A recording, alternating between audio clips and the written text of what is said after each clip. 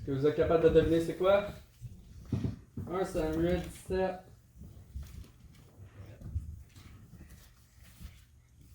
C'est David et Goliath? Oui, David et Goliath. Mais je vais vous faire souffrir peut-être un petit peu. On va pas se rendre à l'histoire qu'on aime tout à propos de David et Goliath. On va parler un peu de ce qui s'est passé avant. Qu'est-ce qui s'est passé avant? Avant de commencer, on va prier. Seigneur grand Dieu, je te remercie pour cette soirée. Je te remercie, comme M. Bilodeau a dit, pour tous ceux qui sont déplacés. Je te prie que tu es béni pour leur fidélité, Seigneur. Et je te prie que ce message-là que tu m'as donné, que ça soit quelque chose d'encourageant. Et que je te prie que tu fais juste mettre ta main dessus. Je te prie ces choses dans ton nom. Amen. 1 Samuel 17. On va aller au verset 32 pour commencer. Et David dit à Saül que personne ne prend courage. À cause de cet homme, ton serviteur ira et combattra contre ce Philistin. Comment ça est-ce que David a dit ça? Comment ça est-ce qu'un jeune homme de... On sait pas trop là, mais selon ce que les rechercheurs, ceux qui ont bien étudié la Bible, ceux qui étudient la chronologie, sont capables de deviner que David est entre l'âge de 15 à 20 ans. Un gros qui dit 17 ans. Donc, pour exemple, on prend 17 ans. Je pense que Marc-Antoine il a 16 ans. 15 ans. Fait pas trop loin. Je pense que... voyons. C'est Méthode, je pense que lui a 17 ans. Donc, tu sais, ça peut nous donner à peu près, aux 18 ans, ça peut nous donner à peu près l'idée de quel âge qu'avait David qui a fait ce qu'il a fait ici. Maintenant, on va essayer de mettre, on dirait, une petite idée dans la tête, là. On va prendre pour exemple un de ces deux garçons-là. Prenez dans votre tête qui vous voulez entre un de ces deux-là. Puis, on va les suivre, puis ils vont aller donner leur nom au recrutement ici à Sherbrooke pour l'armée. Puis quand ils vont arriver là à l'armée, ouais, à la personne, comment tu appelles ça, une personne qui est un recruteur? Ouais. Quand il va arriver au recruteur, il va dire au recruteur, inquiète-toi pas recruteur, tout est réglé. Tous les problèmes du monde, là, tous les conflits que l'armée a éparpillés sur la terre, que ce soit au Moyen-Orient, en Afrique, n'importe où, inquiète-toi pas, je vais m'en occuper. Qu'est-ce qu'on dirait de ça? Qu'est-ce qu'on pensait? Qu'est-ce que tu penses que le recruteur dirait? Il se prend pour Capitaine America. Ouais, c'est ça, je pense pour un super-héros, pour un Captain America. Iron Man. Un Iron Man, mais comment ça qu'un jeune homme de cet âge-là, on peut dire quelque chose de ce genre-là? On connaît tous bien la vie de David et pourquoi. C'est à cause un peu avant, on va pas tourner, mais un peu avant, qu'est-ce que David a fait quand il était berger? Il a tué un lion. Il a tué un lion, puis il a tué un ours. Puis, selon mes recherches que j'ai faites, de nos jours, dans l'Israël, il n'y a plus de lions. Mais dans ce temps-là, ils sont capables de dire que les lions qu'il y avait là, il y a deux différents types de lions. Il y a des lions en Inde, puis il y a des lions de l'Afrique. Les lions de l'Afrique, c'est eux qu'on voit les plus souvent, c'est les plus gros. C'est eux qui avaient en Israël dans ce temps-là. Puis la Bible dit que David l'a pris par la gueule, puis il l'a tué. Comment est-ce qu'il a fait quelque chose du genre? C'est bien tout pourquoi, comment il a fait ça. Il a mis sa confiance en Dieu, puis c'est Dieu qui a donné la capacité de faire ça. Un ours aussi. Mais là, la question qu'on peut essayer de se demander pour essayer d'appliquer ça à nos vies, c'est Dieu a préparé David au travers de ces affaires-là, mais qu'est-ce que Dieu nous prépare, nous? Des fois, on passe au travers de des circonstances qu'on se dit pourquoi est-ce que tu me fais faire ça, Dieu? Et je suis sûr que, surtout vous que vous êtes plus âgés ici, ou peut-être vous avez plus de confiance ou plus de connaissances, vous avez plus d'histoire, je pourrais peut-être mieux dire ça de cette façon-là, que vous avez vu quelque chose arriver, puis vous dites pourquoi c'est arrivé, puis là 2 semaines, 1 mois, 2 ans plus tard, vous êtes comme « Ah! » Oh! » Ah, ben là ça fait du sens, ça là. Juste pour, comme exemple, hier, je retournais à la maison, je faisais de la moto, puis juste comme ça, j'ai juste une idée, je vais un peu vite, qu'est-ce que ça fait si je croise une police, puis en lâchant le gaz, j'ai remarqué la police en venait, puis ben, j'ai ralenti assez pour pas que la police va pas. Mais comment ça que j'ai cette idée-là qui m'a passé au travers de la tête? C'est sûr que c'est quelque chose qui est arrivé juste une couple de secondes après, mais il y a des affaires qui se passent dans nos vies, que ce soit en ce moment ou que ce soit dans le passé, qu'on peut-être en ce moment on se dit pourquoi. Pourquoi? Pourquoi est-ce que notre église n'a pas de pasteur en ce moment? Pourquoi? Pourquoi est-ce que dans ce temps-là, les jumeaux et Tim vont au collège? Pourquoi est-ce que Dieu leur a envoyé là? C'est le temps qu'on les a besoin le plus. Pourquoi? Pourquoi? C'est l'affaire que je peux vous dire, c'est... Il y a une raison, puis il y a une raison très précise. Il faut faire confiance en Dieu. Une affaire que David a faite, c'est... On relit le passage. Ça dit, et David dit à Saül, que personne ne perd courage à cause de cet homme. Ton serviteur ira et combattra contre ce Philistin. Je me demande si nous, de nos jours, on est capable de dire, on va être pas capable de dire cette même phrase-là, mais est-ce qu'on serait capable de vraiment aller dire quelque chose de semblable aux non sauvés en entour de nous? Est-ce que, j'essaie de phraser mon idée que j'ai là, mais en bout de ligne, est-ce qu'on serait capable d'aller voir quelqu'un puis leur montrer qu'est-ce qui est un vrai chrétien, notre témoignage, pour être capable de plus tard voir la raison pourquoi? Je parlais un peu avec mon père, puis il dit qu'il connaît quelqu'un qui, pas exactement quelqu'un à double face, qui se dit qu'il est un croyant, un chrétien, mais qui c'est comme si que quand il est avec des non-sauvés, on dirait quasiment un non-sauvé, puis quand il est avec les sauvés, ben là, j'ai plus d'un sauvé. Je me demande quel genre de réputation ça a là sur le monde. David, lui, il était capable de dire ça ici. Ok, oui, c'était à cause j'ai tué le lion. Il dit, on va le lire le verset 33. Mais Saül dit à David, tu ne peux aller contre ce Philistin pour combattre contre lui, car tu n'es pas qu'un jeune homme. Lui est un homme de garde de sa jeunesse. Puis là, on va voir ce que David dit. Et David répondit à Saül, lorsque ton serviteur paisait les brebis de son père, il venait un lion ou un ours qui emporta une brebis du troupeau. Mais je sortis après lui, je le frappais et j'arrachais la brebis de sa gueule. Et quand quand il se levait contre moi, je l'ai saisi par la mâchoire, je l'ai frappé et je le tua. David, c'est sûr qu'en lui-même, il était capable de se dire qu'il savait pourquoi il a eu cette force-là de tuer le lion puis l'ours. Je suis encore à penser de poser mon idée en ce moment, j'ai un peu de misère. Là. Mais à cause de cette raison-là, il était capable de savoir pourquoi il était capable d'aller tuer Goliath, même avant de l'affronter. Il savait que la victoire était gagnée même avant le combat, même avant qu'il ait pris sa forme. Il était juste arrivé au camp. Quand il est arrivé au camp, là, il se demandait qu'est-ce qui arrive, qu'est-ce qui se passe. Ça serait comme si moi j'avais une nouvelle job, ou je suis capable juste de penser quand j'ai commencé l'une de mes nouvelles jobs. J'arrive là, puis j'entends le boss en train de chialer, puis il y a tous les employés qui disaient rien, qui parlent pas. Puis là, j'arrive, pourquoi que le boss chiale? Là, il me donne une raison pourquoi il chiale. Là, inquiétez-vous pas, je vais aller la régler le problème. Ça ne fera pas vraiment grand sens. Je suis sur ma première journée au travail. Comment est-ce que je serais capable d'aller régler un problème quand je ne connais même pas c'est quoi la job? Mais c'est à cause de cette circonstance ici. Même si David ne connaissait pas c'était quoi la tâche qu'il avait à faire, il avait quand même de l'expérience dans la job. Puis je me demande si nous, en tant que chrétiens, est-ce qu'on a ça?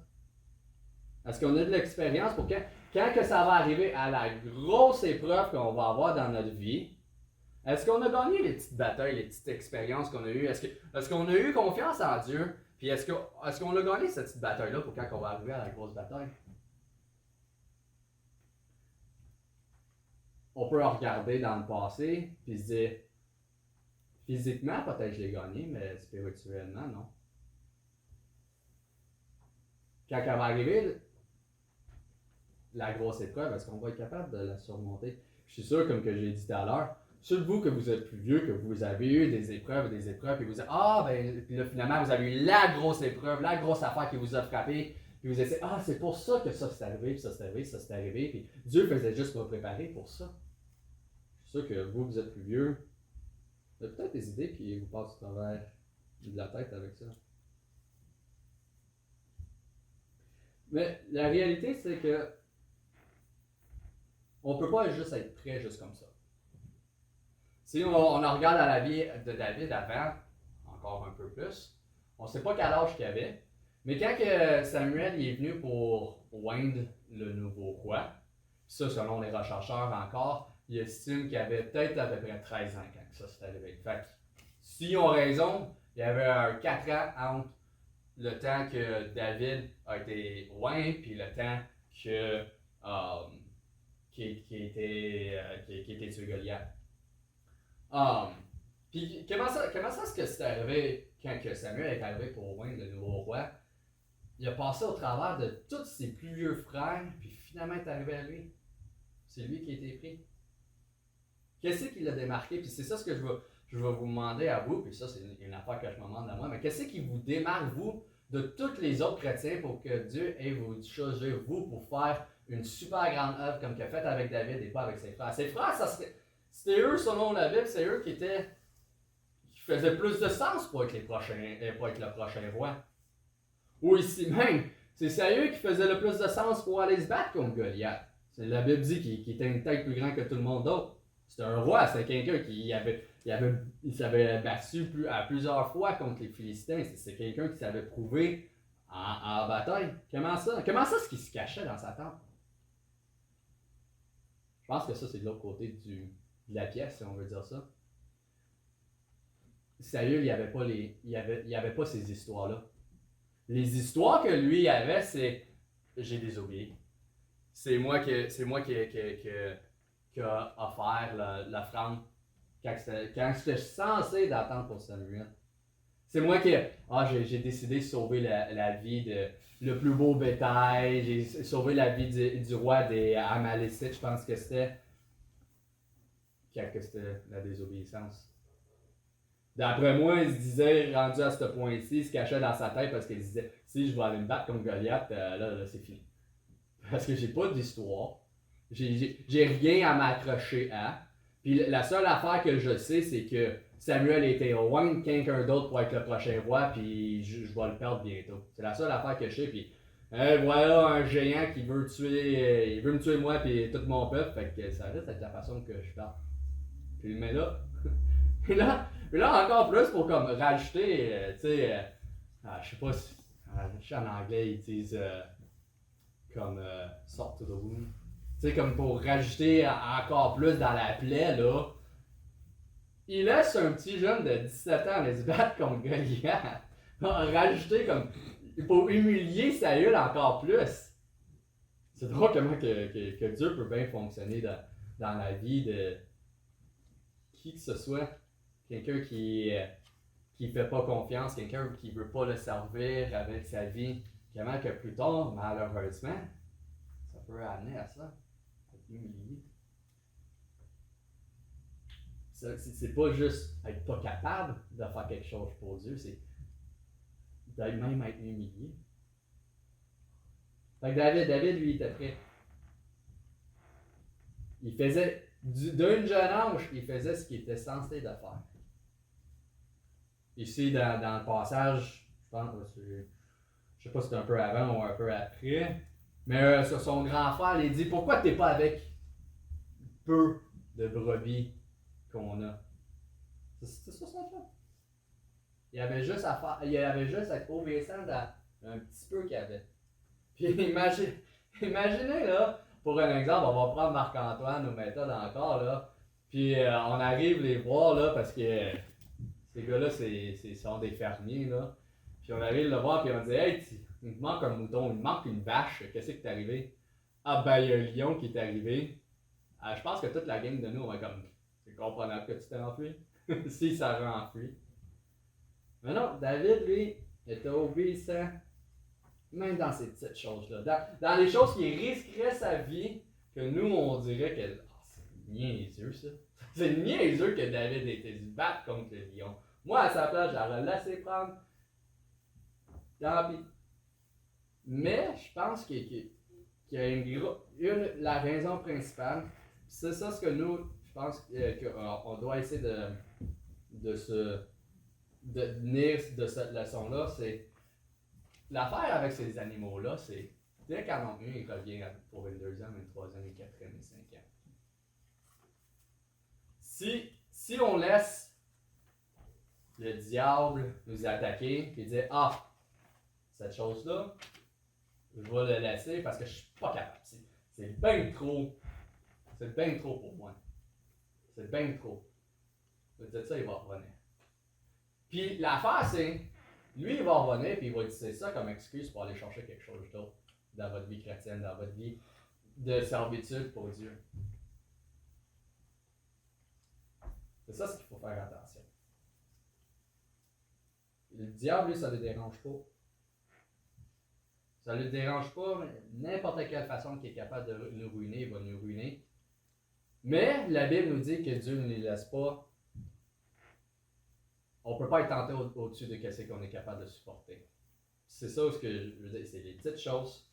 Si on cède dans ces petites choses-là, puis je sais que je suis en train de parler, comme qu'ils disent en anglais, cream of the crop, peut-être, je veux pas dire les meilleurs de l'Église, parce que je pense pas de cette façon-là, mais aux fidèles de l'Église, si on veut dire ça de cette façon-là. Mais même si les plus fidèles de l'Église, ces petites choses-là, des fois, même ces petites choses-là, c'est peut-être même les plus dangereuses à ceux qui sont les plus fidèles. Je sais pas ce que c'est dans votre vie. Moi, je sais ce que c'est dans ma vie, ces petites choses-là. Mais il ne faut pas céder à ces petites choses-là parce que un jour, le lion va venir, puis on va perdre. Puis après ça, l'ours va venir, puis on va perdre. Puis quand la grosse affaire comme Goliath va venir, on va être écrasé. Puis tu sais qu'est-ce que ça risque de causer? Ça risque de causer que le monde ici ne va plus vous voir. Vous n'allez plus venir à l'église. Vous allez avoir perdu.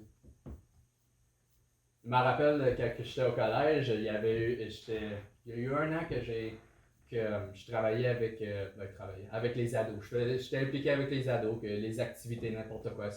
Le pasteur des ados, il prenait des étudiants du collège pour aider avec que ce soit.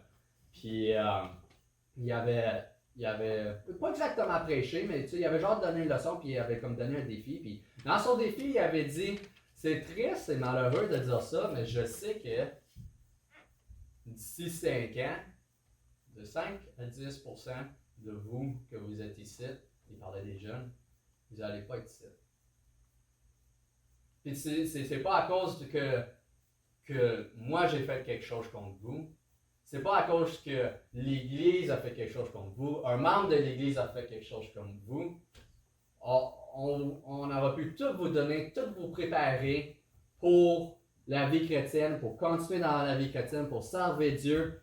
Mais pour une raison ou l'autre, vous n'allez plus être dans l'Église, vous n'allez plus servir Dieu avec votre vie.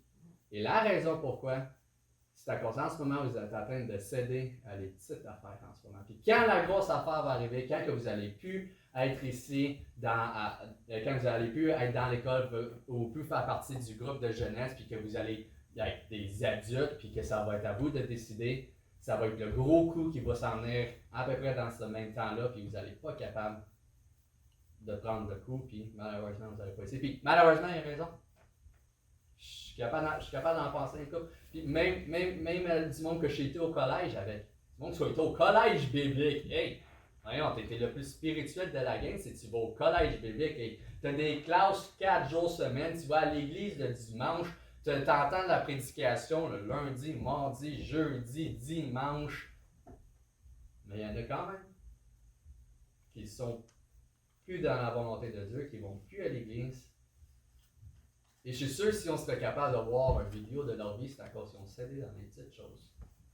Que les choses sont devenues un peu plus grosses, ils n'étaient même pas capables de surmonter ça. Puis quand le gros coup est venu, ils n'étaient pas capables. Donc, c'est ça mon défi. Version pour ce soir, on va finir en prière. Seigneur grand Dieu, je te remercie pour cette soirée, je te remercie pour ce message. Je te prie que ça fait juste encourager, que ce soit juste un défi qu'on peut juste se rappeler d'eux en tant que chrétien, que Satan nous attaque, puis il ne faut pas céder, surtout dans les petites choses, parce que ça va mener aux grosses choses. Et je te prie que tu fais juste bénir le reste de notre soirée, je te prie que c'est chose dans ton nom. Amen. Amen.